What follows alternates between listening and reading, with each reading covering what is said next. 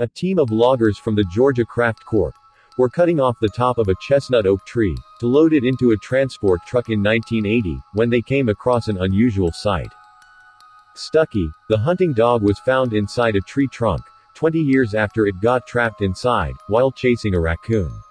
It was a shocking find for the loggers, who were planning to cut the tree into pieces. They discovered a white and brown dog staring at them, from the hollow space in the log. The dog's body was exceptionally well preserved, despite the fact that no Egyptian mummification techniques were used to preserve him. It was approximately 1960 when the hunting dog ran into a hole, and the loggers arrived about 20 years later, to save the canine from his unfortunate fate. However, the higher the dog climbed, the narrower the tree became, and the dog became trapped. He was never able to catch its prey, and no one noticed him inside the trunk.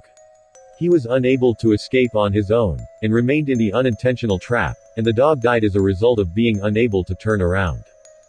But the question remains, as to how the dog's body remained preserved for so long, in the absence of an Egyptian mummification technique. When a human or animal dies, the biological mechanisms that keep microbes under control are normally disrupted, leaving the body's microbes unchecked. They begin to eat the body, and the microorganisms in the gut begin the process of putrefaction. But the oak tree prevented anything like this to happen. The chestnut oak became his coffin.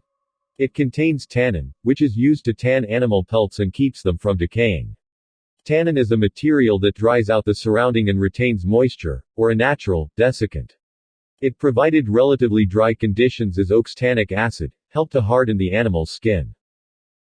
When an animal died in the wild, it was usually eaten by other animals within a day or two, but in the case of Stuckie, he was stuck inside a tree, and it was highly unlikely that other animals could reach it, and due to the height of the body, which was deep inside the tree, it was also unlikely that other animals could smell it. Stuckie remained in a well-preserved state, because the low-moisture environment prevented any microbial activity, and no microbial activity means no decay. The shape of the tree and the wind blowing upwards also helped Stuckie stay undetected for so long. It had like a chimney effect. Because of the air flowing in and out of the tree, animals were unable to detect a dead flash inside the tree. The loggers took the mummified puppy to the museum, after discovering it.